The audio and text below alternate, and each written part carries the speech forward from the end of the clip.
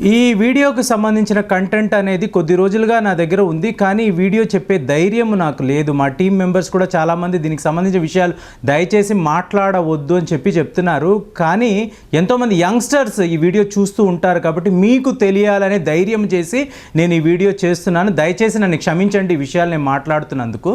కానీ ఏంటంటే మనము అది నాలాంటి ఒక జాతీయవాది, భారతదేశము అంటే చాలా చాలా గొప్ప దేశం, ఇలాంటి ఒక దేశం ప్రపంచంలోనే ఉండదని పదే పదే ఎన్నో వందల వీడియోలు నేను వీటికి సంబంధించి మాట్లాడి ఉన్నాను. ఒక సూపర్ పవర్గా ఈ దేశము ఎదగాలి అని చెప్పి కలలు కంటున్న వ్యక్తులు మా లాంటి వాళ్ళం ఉన్నాము. కానీ ఏంటంటే ఈ దేశంలో జరుగుతున్న కొన్ని పరిణామాలు చూసినప్పుడు చాలా చాలా బాధ వేస్తుంది. అసలు ఇలా ఎందుకు జరుగుతుంది, అసలు మానవతావాదం అంటే ఏంటి అని కూడా వీళ్ళకి తెలియదా అని చాలా ఆశ్చర్యం వేస్తుంది. సో ఇలాంటి వ్యక్తులు మనతో పాటే ఈ దేశంలో బతుకుతున్నారు అన్నప్పుడు చాలా బాధ వేస్తుంది. ఇప్పుడు చూడండి, ఒక మెట్రోపాలిటన్ సిటీ ఏంటంటే ఆ నగరం అనేది మన తెలుగు రాష్ట్రాల్లో లేకపోవడం మనం అదృష్టం చేసుకున్నామని అనుకోవాలి. సో ఈ మెట్రోపాలిటన్ సిటీలో ఒక వ్యక్తి అంటే మామూలు జ్వరంతోనే వస్తున్నాడు. ఒక ప్రభుత్వ ఆసుపత్రికి వెళ్ళినప్పుడు వాళ్ళు ఏం చేస్తున్నారు అంటే ఇది మామూలు జ్వరము కాదు, ఇది కోవిడ్కి సంబంధించిన జ్వరం అని చెప్పి తీసుకువెళ్ళి అతన్ని కోవిడ్ వార్డులో పెడుతున్నారు. అంటే ఏంటి, ఒక మామూలు జ్వరంతో వస్తే అతనికి కోవిడ్ ఉంది అన్నట్టుగా పెడుతున్నారు. తరువాత రికార్డ్స్లో రాస్తున్నారు. ఎందుకు వీళ్ళు ఇలా చేశారు? మామూలుగా ఉన్నవాడికి మందులు ఇస్తే వాడు వెళ్ళిపోతాడు కదా అంటే లేదండి.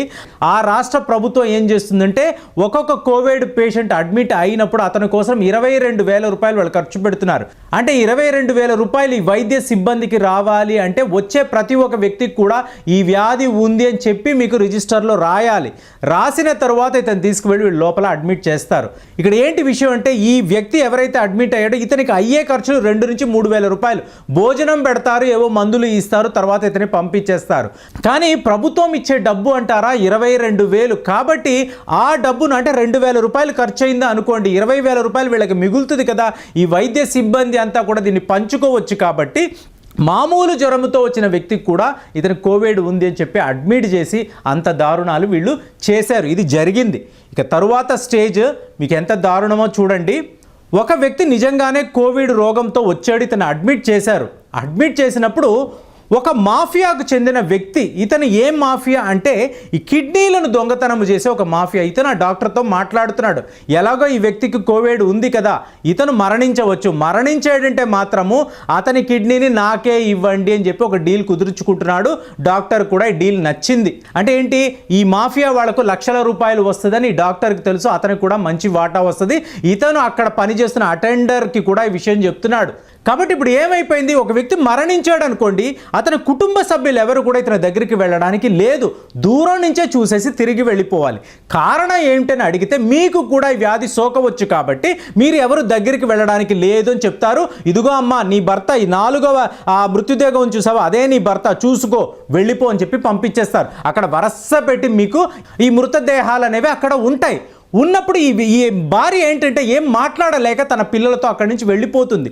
దాని తరువాత ఈ మృతదేహం నుంచి వీళ్ళు ఏం చేస్తారంటే ఈ కిడ్నీను తీసి వీళ్ళు అమ్ముకుంటారు. ఒక్క కిడ్నీ కాదండి, లివర్ అనండి, మీ శరీరంలో ఉండే అవయవాలంతా కూడా వీళ్ళు ఎక్కడికి అక్కడ తీసేసి వీళ్ళు ఈ మాఫియా వాళ్ళు వేరే ఎవరికో అమ్మేసుకుంటున్నారు. ఇందులో ఈ వైద్యులు ఉన్నారు, అటెండర్లు కూడా ఉన్నారు. ఇది ఒక మెట్రోపాలిటన్ నగరములో ఒక ప్రముఖ ఆసుపత్రిలో ఇలా జరిగిందంటే మీరు నమ్ముతారా? ఇదే జరిగింది. ఆ వ్యక్తి మరణించిన తరువాత అతని శరీరంలోంచి అవయవాలు వీళ్ళు ఇలాగే తీశారు.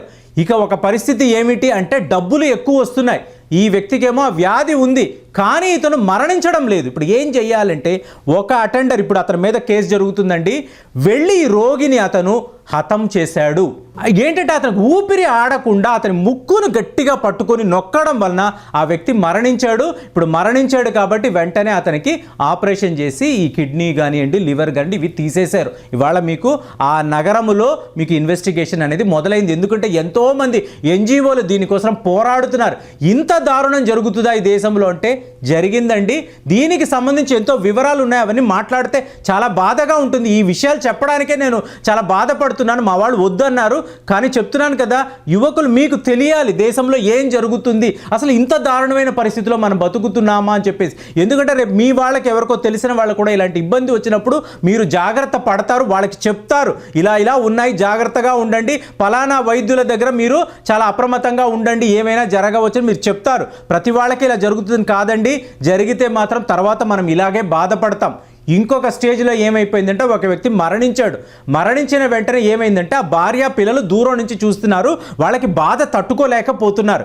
దాంతో ఆవిడ ఏంటంటే మాకు ఆ వ్యాధి వచ్చినా పర్వాలేదు, మా ఆయన మృతదేహాన్ని ఇచ్చేయండి అని చెప్పి ఆవిడ చాలా చాలా గొడవ చేసింది. ఆఖరికి ఆ హాస్పిటల్ ఒక చీఫ్ డాక్టర్ దాకా కూడా వ్యవహారం వెళ్ళేటప్పటికి పోలీసులకు అతను ఇన్ఫార్మ్ చేస్తే పోలీసుల పర్మిషన్తో ఆ ప్యాక్ ఏదైతే ఆ మృతదేహం ఉండే ప్యాక్ను ఈవిడికి అప్పచెప్పారు. వీళ్ళ ప్యాక్ను ఓపెన్ చేసి చూస్తే ఆ వ్యక్తి శరీరం అంతా కూడా కుట్లతో నిండిపోయి ఉంది. అంటే ఏంటంటే లోపల ఏ అవయవం కూడా లేదు. ఇది నిజంగా జరిగింది. లోపల ఎటువంటి అవయవం కూడా లేదు. అన్నిటినీ వీళ్ళు తీసేశారు, కోసేశారు, ఎవరికి వాళ్ళు తోచినట్టు అమ్మేసుకున్నారు. ఉట్టి ఆ శరీరంలో ఒక డొల్ల లోపల ఏమీ లేదు. సో అలాంటి తన భర్త దేహాన్ని చూసి ఆవిడ ఏడవడం చూసిన వాళ్ళందరూ కూడా కన్నీరు మున్నీరు అయ్యారు. ఇవాళ ఎంతోమంది ఎన్జిఓలు, ఈ ఫోటోలు మీకు గూగుల్లో దొరుకుతాయో లేదో నాకు తెలియదు, చూసే ధైర్యం కూడా నాకు లేదు, కానీ మీ సెర్చ్ చేసి చూడండి. ఒక వ్యక్తి చనిపోతే అతని శరీరాన్ని వీళ్ళు కోసి లోపల ఉండే అవయవాలు తీయడం అంటే ఎంత, అంటే వీళ్ళని మనుషులు మన అనాలా, రాక్షసులు అని కూడా అనకూడదు. రాక్షసుల్లో కూడా ఎంతోమంది మంచి వాళ్ళు ఉంటారు. అంటే వీళ్ళు ఎంత క్రూరమైన వాళ్ళు అంటే చెప్తున్నా కదా, రాక్షసులు అంటే వాళ్ళని మనం అవమానించినట్టే. అంత దారుణమైన వాళ్ళు. వీళ్ళు వైద్య వృత్తిలో ఉండి ఇలాంటి పనులు చేస్తున్నారు అంటే ఇక ఈ దేశ పరిస్థితి ఏమిటి? మనం ఎన్నో విషయాలు ఎంతో టెక్నాలజికల్గా ఎదుగుతూ ఉంటే ఇప్పుడు ఈ వ్యాధి పేరు చెప్పుకొని ప్రపంచ స్థాయిలో ఈ ధనవంతులు అందరూ కూడా ఒకలాంటి నాటకం ఆడుతూ ఉంటే ఇక్కడ ఇలాంటి గవర్నమెంట్ ఆసుపత్రుల్లో ఈ వైద్య సిబ్బంది అనండి, ఈ డాక్టర్లు అనండి, అటెండర్లు అనండి, మాఫియాతో కలిసిపోయి ఇలాంటి పనులు చేస్తున్నారంటే మనం ఏం మాట్లాడాలి? మనం వైద్యో నారాయణ హరిహి అని చెప్పుకుంటాము. సో అలాంటి వైద్యులు డబ్బులకు కకృతి పడి ఇలాంటి పనులు చేస్తుంటే మనం ఏమనాలి? ఇవాళ మెడికల్ అసోసియేషన్ వాళ్ళందరూ కూడా చాలా పెద్ద లెవెల్లో ధర్నాలు చేస్తున్నారు. మా రంగానికి ఇలాంటి ఒక కళంకాన్ని తెచ్చిన వాళ్ళని ఎలా శిక్షిస్తారు? ఏ లెవెల్లో వీళ్ళని శిక్షిస్తే న్యాయం జరుగుతుంది?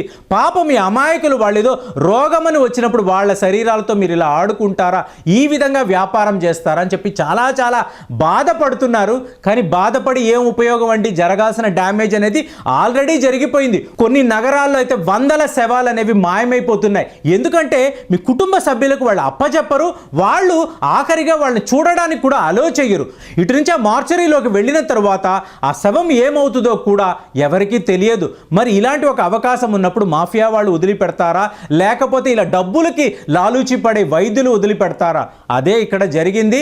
కాబట్టి వీడియో పెట్టిన దానికి ముందు నన్ను క్షమించండి, కానీ వేరే మార్గం లేక మీలో ఒక అవేర్నెస్ తీసుకురావాలని నేను ఈ వీడియో చెప్పడం జరిగింది. సో ఇందులో ఉన్న విషయాల గురించి ఒకసారి ఆలోచించండి. మీరు మాత్రం చాలా చాలా జాగ్రత్తగా ఉండండి. ఎవరైనా అమాయకులు ఇలాంటి విషయాలు ఇరుక్కుపోతే మాత్రం దయచేసి వాళ్ళకి సహాయం చేయండి. ఎందుకంటే వాళ్ళు తెలియకుండా వెళ్ళినప్పుడు వాళ్ళ శరీరాలతో వీళ్ళు ఏమైనా చెయ్యొచ్చు. ఒక అనెస్థీషియా ఇచ్చి మీ శరీరంలోని ఒక కిడ్నీని వాళ్ళు తీసేయవచ్చు. ఎవరికి ఏమీ తెలియదు. ఎందుకంటే మన దేశంలో లిటరసీ రేట్ అనేది చాలా చాలా తక్కువ. చదువుకున్న వాళ్ళు కూడా ఎంతోమంది మూర్ఖులు మన మధ్య ఉంటూ ఉంటారు. కాబట్టి వాళ్ళందరికీ కూడా ఇలాంటి ఒక అవేర్నెస్ క్యాంపెయిన్ చేయాల్సిన అవసరం ఉంది. కాబట్టి నేను ఈ వీడియోలో ఇలాంటి విషయాలు మాట్లాడాను. మళ్ళీ అంటున్నాను, నన్ను క్షమించండి. మీరు మాత్రం జాగ్రత్తగా ఉండండి. తక్కిన వాళ్ళు కూడా ఇలాంటి వివరాలు చెప్పండి, చెప్పాల్సిన అవసరం ఉంది. బాధపడతారు, కొంతమంది ఏడుస్తారు, కానీ ఇదే నిజము. మళ్ళీ కలుద్దాం. జై హింద్ నేను అనట్లేదు, ఎందుకంటే ఇలాంటి ఒక విషయం విన్న తర్వాత జై హింద్ మనం అనడానికి దానికి ఎటువంటి అర్థం లేదని అనిపించింది. కాబట్టి మీరు మాత్రం జాగ్రత్తగా ఉండండి. హాస్పిటల్స్ విషయంలో ఇంకా జాగ్రత్తగా ఉండండి. ఎంతమందికి వీలైతే అంతమందికి కూడా ఇలాంటి విషయాలు జరుగుతున్నాయి, జాగ్రత్తగా ఉండండి అని దయచేసి చెప్పండి.